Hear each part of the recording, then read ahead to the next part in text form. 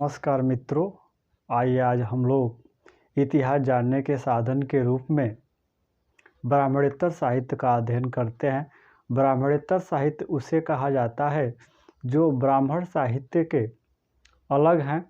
ये भी मुख्य रूप से धार्मिक साहित्य ही हैं, लेकिन जो ये ब्राह्मण साहित्य से अलग हैं, इसलिए इसे ब्राह्मणेतर साहित्य कहा जाता है। ब्राह्मणेतर साहित्य को दो भागों में बांट दिया गया है, जैन साहित्य और बौद्ध साहित्य। जैन साहित्य का भारतीय इतिहास के निर्माण में महत्वपूर्ण स्थान है, क्योंकि जो जानकारी बौद्ध साहित्य एवं ब्राह्मण साहित्य में नहीं प्राप्त होती है, वह जानकारी जैन साहित्य में प्राप्त होती है। आइए मित्रों, हम लोग समझते हैं कि जैन साहित्य में कौन कौन से मुख्य रूप से तत्व हैं। आइए उसकी जानकारी हम लोग प्राप्त करते हैं। देखिए मित्रों, जो जैन साहित्य है, जैन साहित्य को आगम कहा जाता है। जैन साहित्य को क्या कहा जाता है? आगम कहा जाता है। और जैन धर्म का जो प्रारंभिक इतिहास है वह कल्पसूत्र में प्राप्त होता है। जैन धर्म से संबंधित जो भी प्रारंभिक इतिहास है वह किस में प्राप्त होता है? वह कल्पसूत्र में प्राप्त होता है। और जो कल्पसूत्र लिखा गया था वह संस्कृत भाषा में लिखा गया था। किस भाषा में लिखा गया था? तो वह संस्कृत भाषा में लिखा गया था। और अगला प्रश्न है कि कल्पसूत्र का रचना कौन किया था? तो कल्पसूत्र की रचना भद्रबाहु ने किया था, जो चंद्रगुप्त मौर्य के मित्र भी थे। चंद्रगुप्त मौर्य के साथ क्या किए थे? दक्षिण भारत गए थे। अगला है, जैन साहित्य को पुराणों में सचित कहा गया है। जैन साहित्य में पुराणों को क्या कहा गया है? सचित कहा गया है। अगला है, जैन ग्रंथ परिशिष्ट पर्वन से, जैन ग्रंथ परिशिष्ट पर्वन से, पर्वन के लेखक हेमचंद्र हैं। जैन ग्रंथ परिशिष्ट पर्वन के लेखक कौन है? हेमचंद्र हैं। और जो कालिका पुराण है वह जैन धर्म से संबंधित है। कालिका पुराण किससे संबंधित है? वह जैन धर्म से संबंधित है। और परिशिष्ट पर्वन से चंद्रगुप्त मौर्य के विषय में जानकारी प्राप्त होती है। परिशिष्ट पर्वन से किसके विषय में जानकारी प्राप्त हो रही है? तो चंद्रगुप्त मौर्य के विषय में जानकारी प्राप्त होती है। जैन ग्रंथ भगवती सूत्र, जैन ग्रंथ भगवती सूत्र से षोडश महाजनपदों की जानकारी प्राप्त होती है। और अगला है, जैन साहित्य लिखे गए थे प्राकृत भाषा में लिखे गए थे, संस्कृत में लिखे गए थे और अपभ्रंश में लिखे गए थे। प्राकृत में लिखे गए थे, संस्कृत में लिखे गए थे तथा अपभ्रंश में लिखे गए थे। मित्रों, जैन धर्म से संबंधित जो भी महत्वपूर्ण बिंदु थे यही थे। आप चाहते हैं तो इसका स्क्रीनशॉट ले सकते हैं।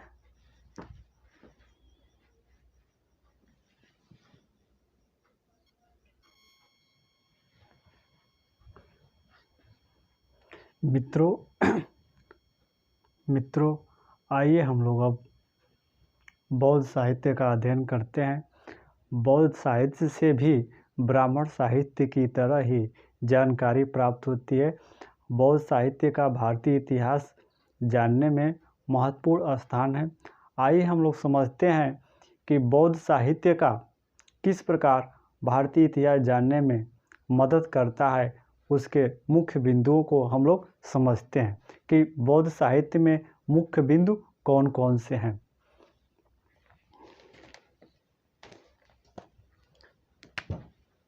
देखिए मित्रों, सर्वप्रथम बौद्ध साहित्य में पिटक का नाम आता है। पिटकों की संख्या 3 है, सुत्त पिटक, विनय पिटक और अभिधम पिटक।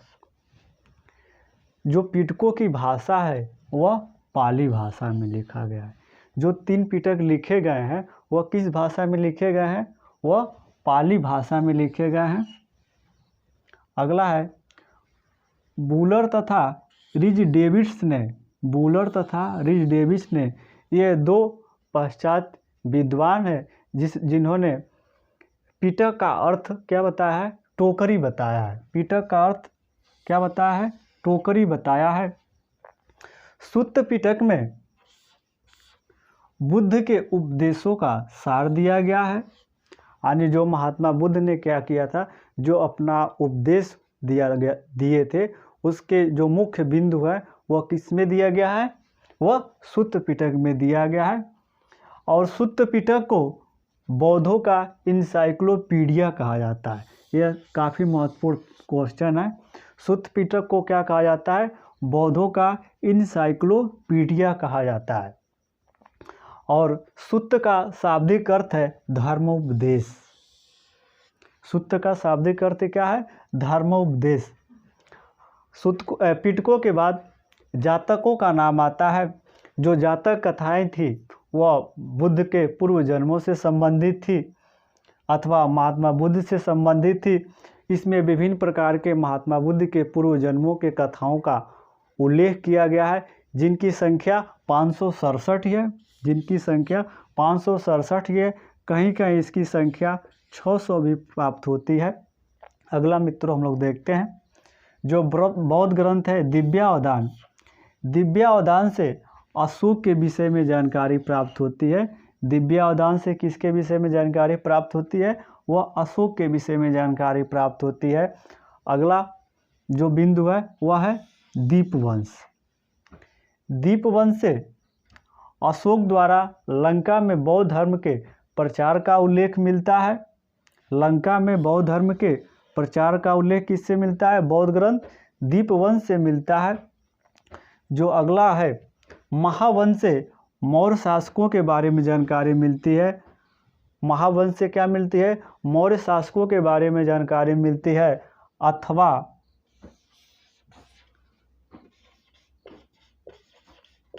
मगध के शासकों के बारे में जानकारी मिलती है।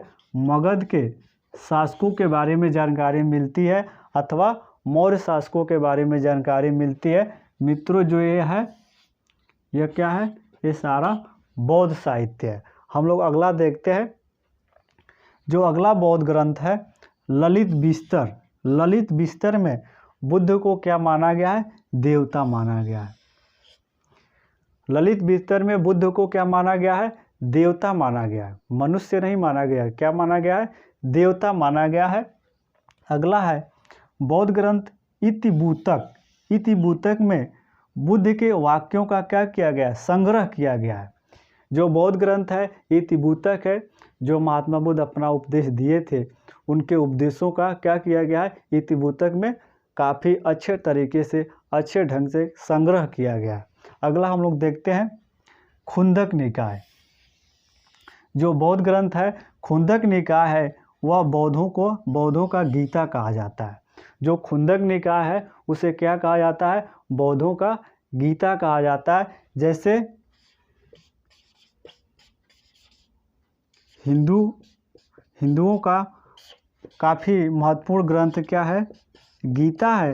गीता में जो श्री कृष्ण भगवान ने अर्जुन को जो उपदेश दिया था, ठीक वैसे ही उपदेशों का संग्रह किसमें है, खुंदक निकाय में है। विभिन्न प्रकार के इसमें उपदेश दिए गए हैं।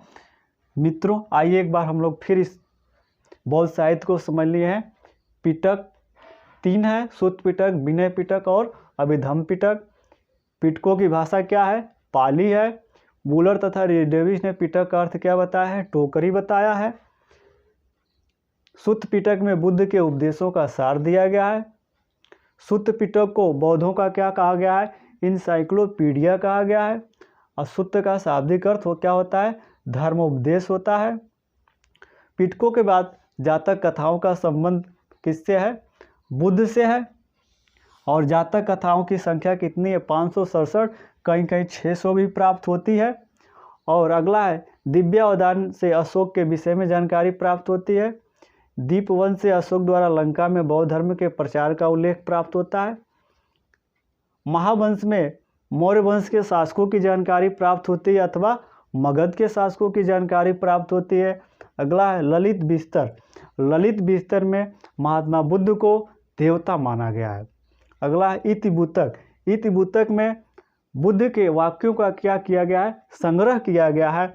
अगला है खुंदक निकाय को बौद्धों का क्या कहा गया है, गीता कहा है। मित्रों हम लोगों ने ब्राह्मण साहित्य के अंतर्गत जैन साहित्य का अध्ययन कर लिए और बौद्ध साहित्य का अध्ययन कर लिए। जैन साहित्य का और बौद्ध साहित्य का भारतीय इतिहास जानने में काफ़ी महत्वपूर्ण भूमिका है। इनके अध्ययन किए बिना हम भारतीय इतिहास का अध्ययन सही ढंग से अथवा सही तरीके से नहीं कर सकते हैं। अब हम लोगों का बचता है मित्रों लौकिक साहित्य। अब हम लोग लौकिक साहित्य का अध्ययन करते हैं। तो आइए हम समझते हैं लौकिक साहित्य के अंतर्गत।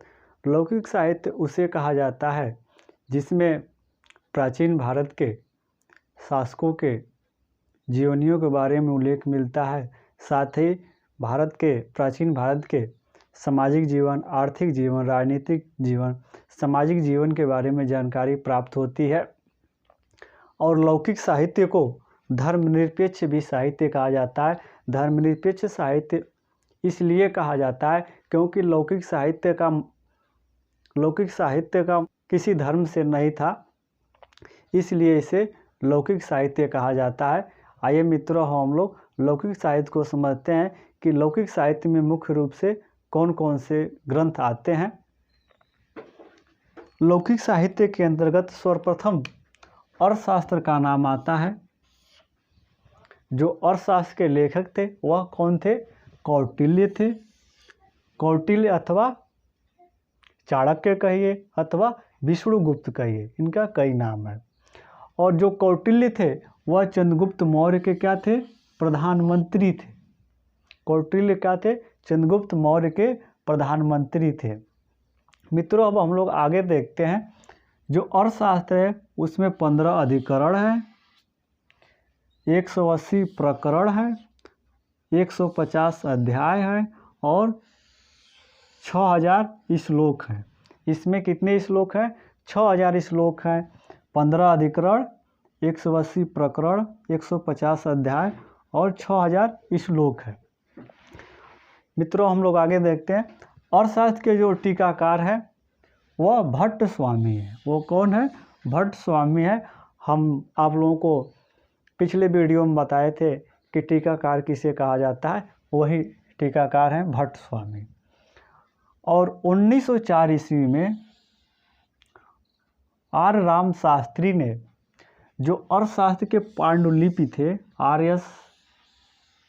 आर राम शास्त्री ने अर्थशास्त्र के पांडुलिपियों की खोज किया था, क्योंकि अर्थशास्त्र की जो पांडुलिपि थी तंजौर के एक ब्राह्मण के पास सुरक्षित थी, जो 1904 ईस्वी में प्रकाश में आई थी। और प्रकाश में आने के बाद उसका अंग्रेजी प्रकाशन सर्वप्रथम प्रकाशित हुआ 1909 ईस्वी में। और अर्थशास्त्र को मौर्य काल की मानक रचना मानी जाती है। अर्थशास्त्र को मौर्य काल की मानक रचना मानी जाती है क्योंकि अर्थशास्त्र मौर्य काल के प्रशासन के बारे में जानकारी प्राप्त होती है। क्योंकि एक राज्य की व्यवस्था को सुचारू रूप से संचालित करने के लिए उसके विधि विधान कौन है, तो कौटिल्य ने अपने ग्रंथ अर्थशास्त्र में सारे इन बिंदुओं पे विस्तार से प्रकाश डाला है। क्योंकि इसका नाम केवल अर्थशास्त्र है, अपितु इसमें आर्थिक नियमों का संपादन नहीं किया गया है, क्योंकि इसमें राज्य संचालन के नियमों का संपादन किया गया है। इसलिए इसका नाम केवल अर्थशास्त्र है, बल्कि यह क्या है? एक राजनीतिक ग्रंथ है। अब हम लोग समझते हैं लौकिक साहित्य के अंतर्गत राजतरंगिणी को समझते हैं। और जो राजतरंगिणी के लेखक थे वह कल्हड़ थे। कौन थे? कल्हड़ थे। और कल्हड़ को भारत के इतिहास के पिता के रूप में जाना जाता है। कल्हड़ को भारत के इतिहास के पिता के रूप में इसलिए जाना जाता है क्योंकि कल्हड़ ने ही भारत में सर्वप्रथम क्रमबद्ध इतिहास लिखने का सर्वप्रथम प्रयास किया था। इसलिए इन्हें भारत के इतिहास के पिता के रूप में जाना जाता है। और कल्हड़ की जो राजतरंगिणी है उसकी भाषा क्या है? संस्कृत है।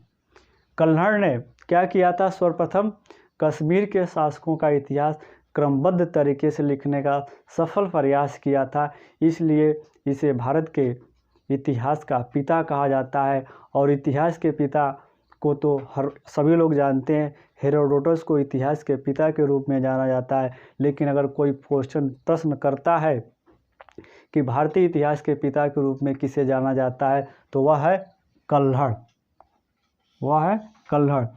मित्रों, कुछ और भी लौकिक साहित्य है जिनके बारे में हम लोग जान लेते हैं। पहला अष्टाध्यायी। अष्टाध्यायी के जो लेखक थे वह पाणिनि थे। क्योंकि इसमें 8 अध्याय है, इसलिए इसे अष्टाध्यायी कहा जाता है। दूसरा है महाभाष्य। महाभाष्य के लेखक कौन थे? पतंजलि थे। उसके बाद से मुद्रा राक्षस का नाम आता है। मुद्रा राक्षस के लेखक कौन थे? विशाखदत्त थे। और अगला है हर्षचरित। हर्षचरित के लेखक जो वाणभट्ट थे। वाणभट्ट ने हर्षचरित में वर्धन वंश का इतिहास लिखने का प्रयास किया है। प्रभाकर वर्धन, राजवर्धन और हर्षवर्धन के बारे में जानकारी दिया है। और वर्धन वंश के इतिहास जानने का एक महत्वपूर्ण स्रोत कल्हड़ की हर्षचरित है, वाणभट्ट की हर्षचरित है। मित्रों, हम लोगों ने ब्राह्मणेतर साहित्य को पढ़ लिया। ब्राह्मणेतर साहित्य को 2 भागों हम लोग बांट के अध्ययन किए हैं, जैन साहित्य और बौद्ध साहित्य। उसके बाद हम लोगों ने लौकिक साहित्य का अध्ययन कर लिया। लौकिक साहित्य में मुख्य रूप से अर्थशास्त्र और तरंगड़ी का अध्ययन कर लिया। मित्रों,